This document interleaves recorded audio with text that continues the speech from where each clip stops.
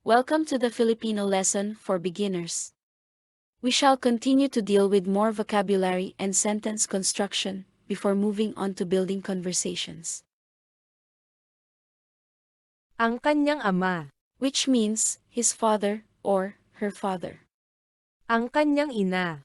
Which means his mother or her mother. Kaninong anak na lalaki. Which means whose son. Anak na babae ni Guro Chris. Which means Teacher Chris' daughter. Ni Is an expression which indicates possession or ownership. However, it is mostly followed by a noun and not any verb or adverb of place.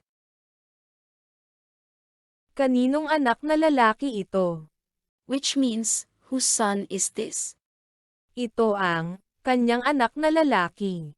Which means this is his son. Now, we shall slowly move on to the conversation. This is a conversation between you and your classmate. There is a new girl in your class, and you ask curiously, Kaninong anak na babae ito. whose daughter is this? Your classmate responded, Ito ang kanyang anak na babae ni Guro Chris. this is Teacher Chris' daughter. We shall have a look at the conversation one more time. Kaninong anak na babae ito. Ito ang kanyang anak na babae ni Guro Chris. Ilang taon na siya. Which means, how old is he, or how old is she? Ilang taon na ikaw. Which means, how old are you?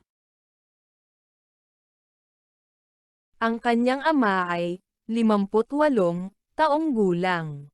Which means, his or her father is 58 years old. Ang kanyang ate ay 35 taong gulang. Which means, his or her elder sister is 35 years old. Ako ay 23 taong gulang. Which means, I am 23 years old. Noong nakaraang taon. Which means, last year. Ngayong taon. Which means, this year. Sa susunod na taon. Which means, next year. This is a conversation between you and your friend. You invited your friend for your mother's birthday party. Your friend curiously asked, Ilang taon na ang iyong ina? how old is your mother? You responded, Siya ay 49 na taong gulang ngayong taon. she is 49 years old this year. We shall have a look at the conversation one more time. Ilang taon na ang iyong ina? Siya ay 49 na taong gulang ngayong taon. This is a conversation between you and your classmate. You curiously asked about the new teacher. Ilang taon na ang ating guro? How old is our teacher? Your classmate, who is also the teacher's neighbor, responded, Siya ay 35 taong gulang ngayong taon.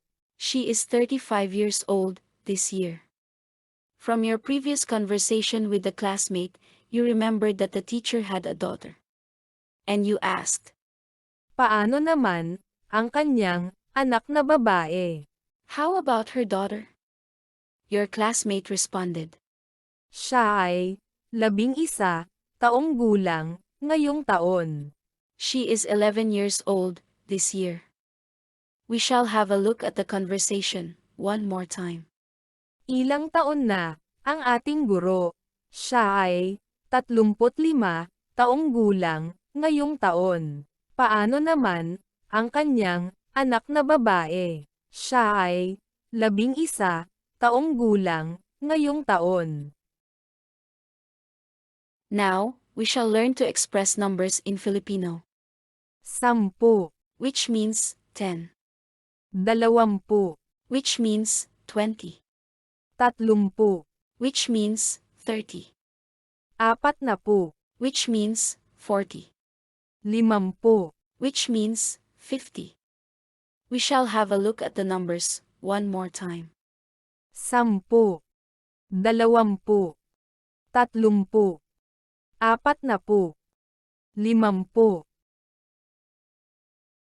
60, Which means 60.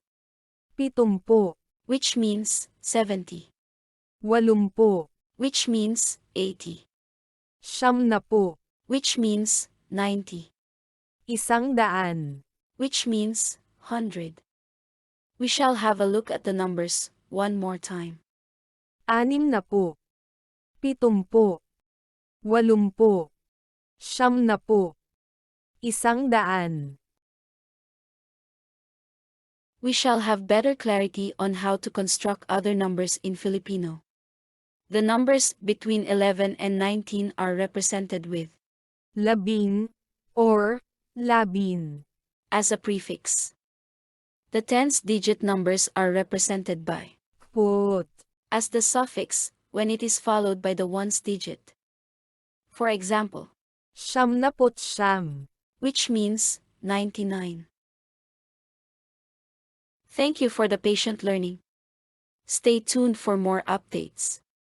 If there are any doubts regarding the Filipino lesson, please feel free to ask questions in the comments section.